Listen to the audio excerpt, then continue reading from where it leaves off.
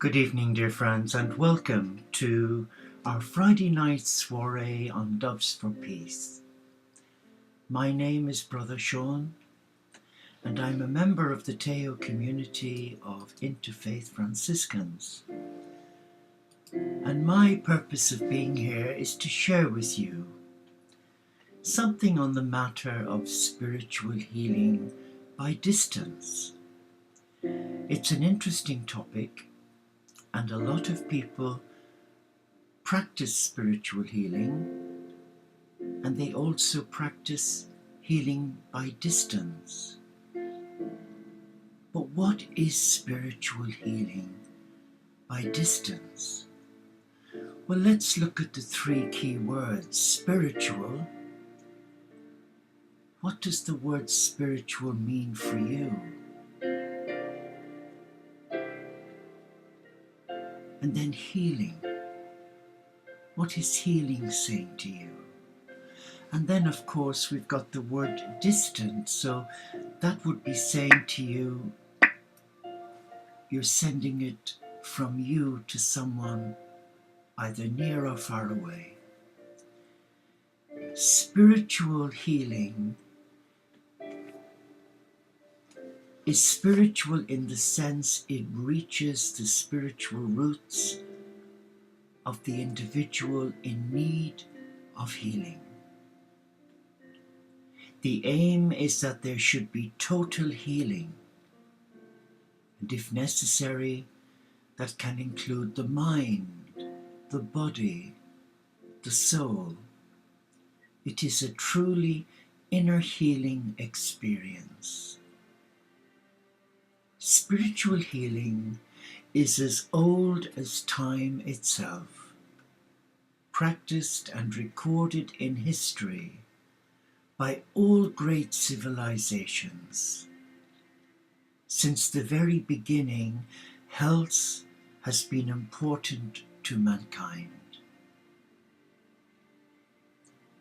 My own family have practiced as healers continuously since way back. My grandmother from Glasgow, she had an uncanny knack of knowing when someone was unwell far away, and she would just sit quietly and bring them to mind and just send them loving thoughts.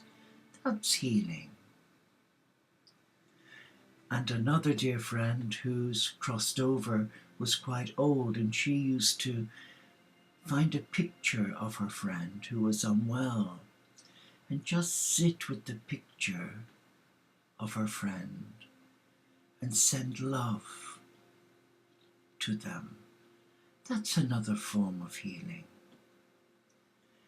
Sadly, the word spiritual seems to evoke such argument and controversy more often than not.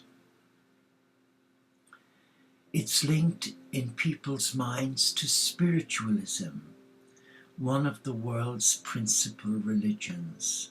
Spiritual healing has nothing to do with spiritualism. It's totally separate.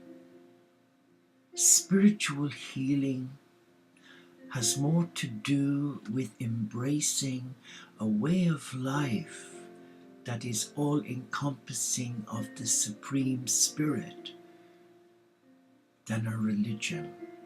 Religion is man-made. Spirituality is God-given. And reading my notes on this subject on spiritual healing, I'm reading about the practice of spiritual healing, and it's important to say that it is not based on religion.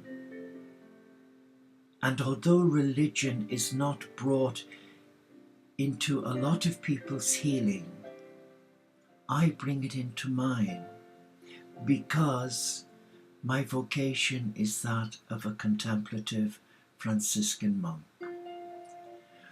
But when I sit quietly and send healing, in the early hours when I'm sat here, it's only natural that I would want to work with the Christ energy, Magdalena's energy, angelic energy. But for those who are not religious but who are spiritual, that is okay too. But I do believe that if you're going to engage in spiritual healing, it's important that you have an understanding of spirituality and God. The recipient, the one who is in need of healing, doesn't necessarily have to believe in a God. But it helps if they do, but it's not a prerequisite. Because God, the love of God, can transcend everything and anything. If faith was essential for successful healing, better health, well-being, etc., I would see only patients with faith healed or get well. And there have been times when I've used healing on our sick animals. I know many years ago when I trained as a Reiki practitioner, I used to use Reiki on the animals, but since December 2001, when I had a personal experience with the Christ Magdalena energy, with a group of 6 Reiki masters who came to see me as clients in Manchester, I wasn't aware of the power of the healing energies of the cosmic Christ or Magdalena until each one came down and said to me they had never experienced anything like it. All I did was to do what I've always done, just quietly, subconsciously come into the presence of the Christ and to allow his love with no words, just in the silence of the heart. And it's that love that touches lives. And in 2001, I was trained by Magdalena and nurtured by Jesus, the cosmic Christ, to train many, many therapists, face-to-face at residential weekends here, abroad in Madeira, in Egypt, in Ireland, in Scotland and in England and Wales, using that hands-on ancient therapy of the Essenes, the Therapeutae Essenes of Mount Sinai, where Magdalena would anoint the feet with the healing oil. But I was doing that as a young nursing monk and never knew what it was. I would automatically get some oil and just apply it to the feet without any ritual or any words, because I did it to soothe the anxious patient, and it worked. But distant healing is as powerful and as efficacious as standing in front of an individual with your hands on the crown chakra and on the heart chakra. Because the intention is there, the intention is honorable.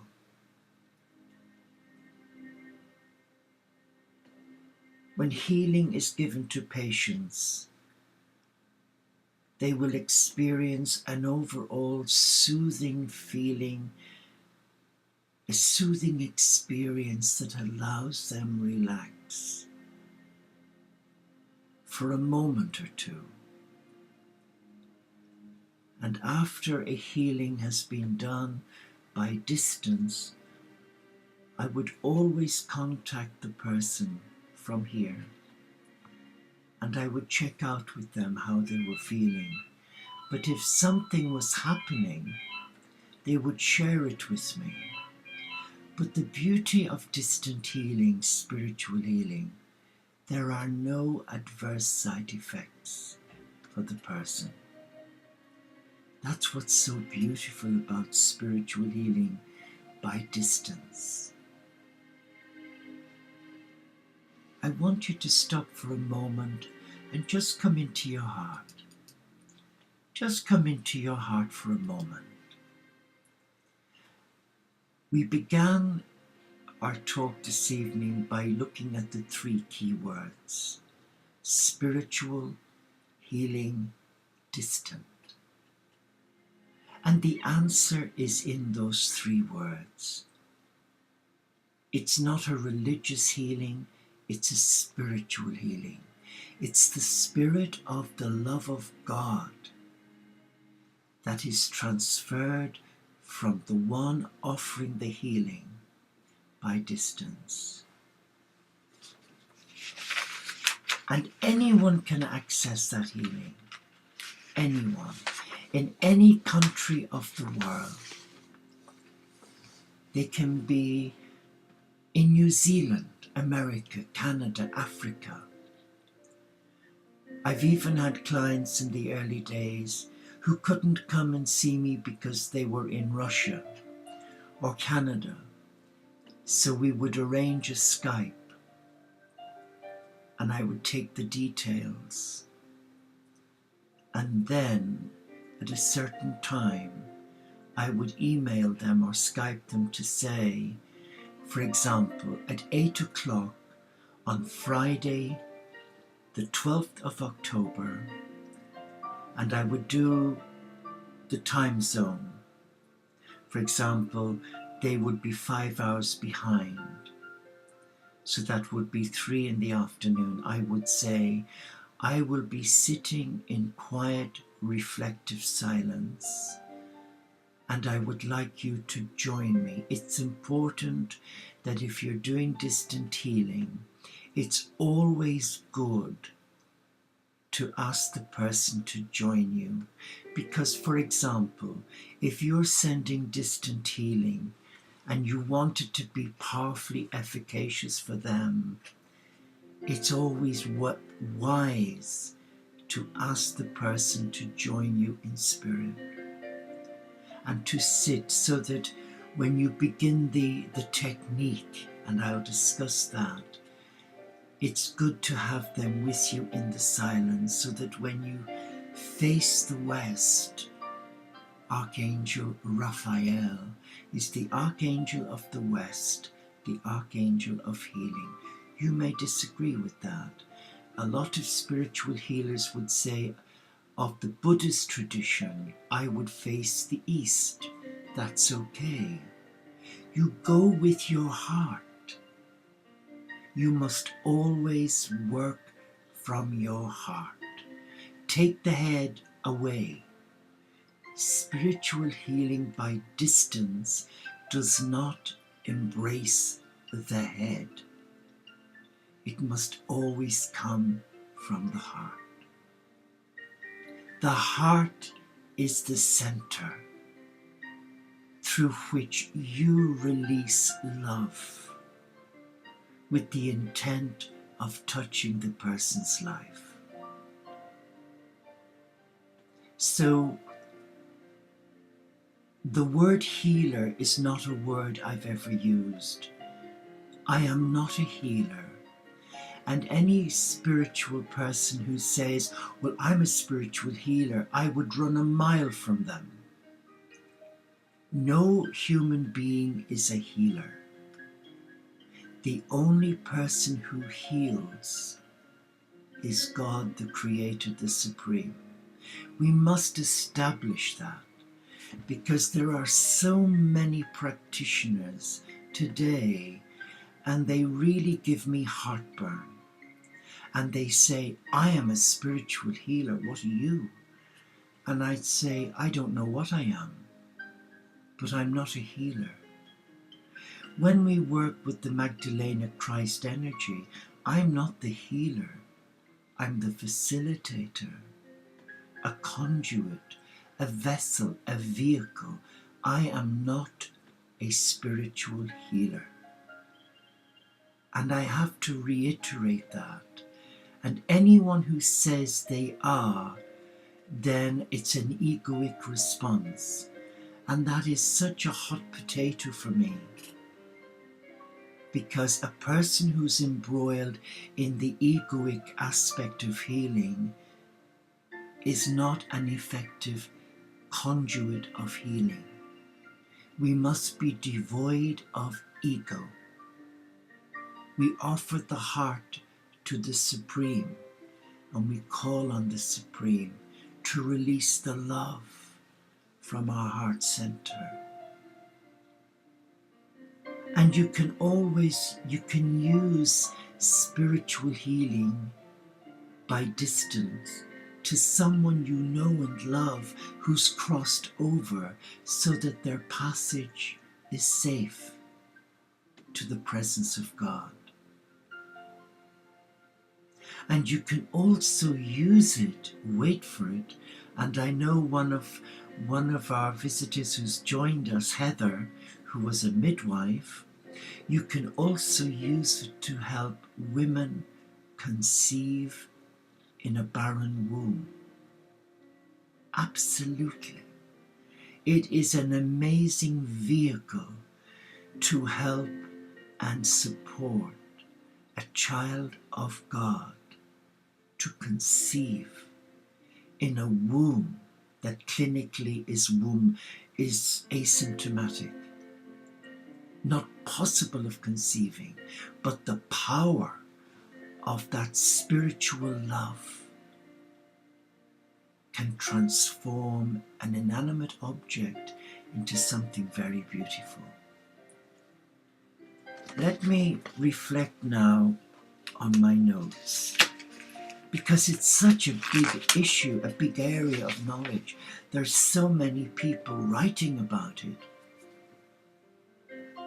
But anyone who believes in a supreme being of love can be a vessel for the divine to use and administer healing. But as I've said, I am not a spiritual healer. I'm a vehicle. But for one to be an effective vehicle, a tool, it is my belief, it may not be yours, but to be an effective presence for spiritual healing, to touch another by distance, one has to be a person of integrity. One has to be transparent. In other words, instead of talking the walk, you walk the talk. You must practice what you preach. And if you are a spiritual person and you believe in a spiritual power, and you are a person of prayer, that, for me, adds a tremendous bonus point to the power and efficacy of the healing. And I know that from what others have shared. You can spend hundreds, even thousands of dollars, euros and pounds on spiritual healers to administer healing by distance. But if they are not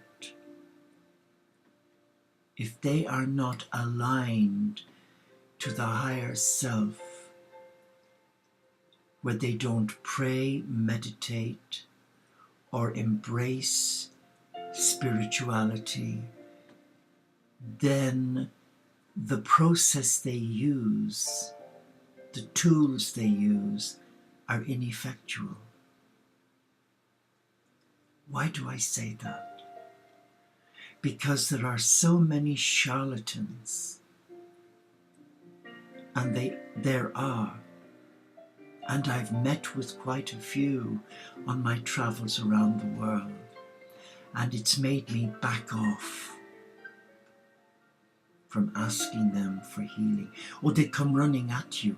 You've got a complaint. Oh, I love counseling. Oh, I love being a healer. I run a mile. You can always tell when someone is kosher by their demeanor, by their aura, by how they come to you. There's a gentleness, a softness, a sincerity, and a commitment. Let me read some of my notes on how to send healing over a distance. Instead of paying hundreds and hundreds of dollars to some of these amazing people who have a great PR machine and an old singing, old swinging website, go into your heart and ask the universe to send you someone who will transfer healing energy to you. Always ask Mother Earth. Always. And whatever you put out, it is honored and respected if you end the words with thank you. Okay, here are a few healing tips for you. Choose a quiet place that you can use as your healing sanctuary. There are several places here that I can use where it's peaceful, where there is no aggro, where the atmosphere is right, where the television isn't blasting or the CD sound system isn't singing and there aren't people coming and going and the mobile, I don't have one, and the phones keep ringing. They are not conducive to creating that atmosphere. So you really need to choose the time of day where you're going to be disturbed, minimally disturbed. Many of the Eastern tradition would face the east, stand and face the east. That's in keeping with the Buddhist tradition. For me, I can stand, but I prefer to sit. And I would face, depending on the individual, if it's Michael, the north, if it's Uriel, the east, if it's Gabriel, the south, if it's Raphael, the west, if it's Metatron and there's abuse, severe sexual abuse, and they need healing, I sit in the center, in the presence of God, and I bring that person to mind, and I call on the Archangel Metatron. Sometimes I may have a picture which I will place in my hands and bring to my heart. And I would just hold it by my heart. And I would subconsciously visualize the light, the white light of God's love coming down through my crown chakra into my heart and out through my heart to the person in need of healing. You can raise your hands up with your palms facing out. Again, there are so many different techniques to use. I would say to you, douse. If you're unsure, and many are when they're beginning with spiritual healing by distance, I use my Teo symbol. I ask, is it right that I sit? Yes or no? Is it right that I stand? Is it for the highest good of all concerned? Yes or no? And I honor the reply. Because the Teo symbol is made of olive wood. It is blessed wood. It is the symbol of peace, given to Francis. It's mentioned in the book of Exodus. If the symbol is on the doorpost, the avenging angel will spare the people within. Read it up. Oh yes, it's there. But coming to a non-biblical, a non-practicing religious person, just go within your heart and listen to your heart. That's the problem today. Too many people do not listen to their heart. But if you listen to your heart, you know what to do. Be still. Align yourself with your highest power. Come into the presence of the Supreme. Call on the messengers of God. Ask them to assist you. Call on the guardian angel of the person who's asked for healing. And then visualize the white light of God's healing love coming down through you and out through your heart. Visualize that light going straight across the oceans to where your friend or the client is, and sit quietly and just quietly be still. Be still. Go within and just be aware of the love of the Creator God flowing through you out from you. For 10, maybe 15 minutes, but your heart will tell you when enough is enough. Sometimes I've sat for an hour, sometimes 15 minutes, sometimes 30 minutes. I don't put a time on it, and I wouldn't advise you to time yourself with an alarm clock going off, say, in 15 minutes. Stay in your heart. It is a sacred gift. It is another form of healing. Distant healing can be just as effective as someone leaning over you, doing all the positions. Trust me. I've had people in Canada who've asked me to pray with them. We've arranged the time to suit the time zones. When the time is right for them, where the children are at school or in bed. And we create the atmosphere.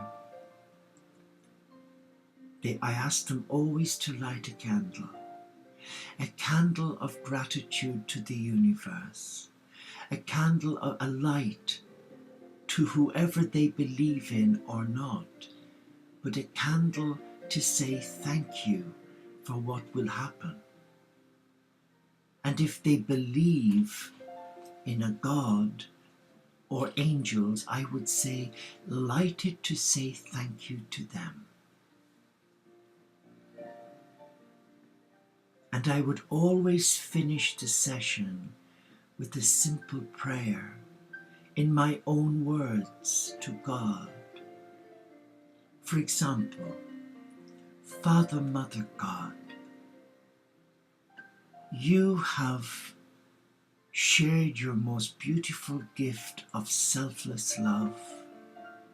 You have used me as a vessel to transfer your healing love to your child. I'd mentioned their name. And I just want to say thank you. Thank you, thank you, thank you. Thank you for touching their life and releasing them from the burden that has overwhelmed them. A burden that has made them ill. Thank you for setting them free. And I praise you. And when I finished, I always do that. Always swipe your hands clean when you finish. break the connection, and then bring your hands to Mother Earth, and the surplus energy that may be there from God is going to Mother Earth. We have to be careful when administering healing. Just be still and listen always to your heart. Your head will be telling you they're not getting any healing. You're a charlatan. Forget it. Go and watch television. EastEnders is on at 8 o'clock. The enemy of God will do everything in his power to stop you being a vessel of divine love. That's why I always, before I use live stream, I would always spend my 2 hours, 11 at night to 1 in the morning. That's changed now. But on Friday night at midnight, when we expose the Blessed Sacrament, the presence of Christ, that's when I ask him to touch those quietly, without anybody knowing, to touch them. And he does, because his word is true. Whatever you ask in my name, I will do for you. And being a monk, my work is to be a consultant in prayer. If I were in nursing now, in palliative care, I would have been a nurse. Well, I was a nurse specialist, as high as you could go in the nursing ladder. But as a monk who's given his life to God for peace and for unity and justice, we are trained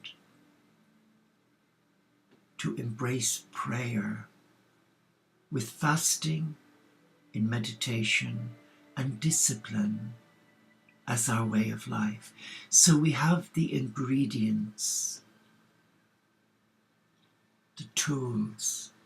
But if you're a normal, healthy individual who's not a monk or a nun, you can administer the same powerful healing energy by being centered in yourself, by bringing your mind back into your heart and focusing on that white light. If you can't picture a white light, you can certainly picture snow, and stay with that image of snow, and all will be well.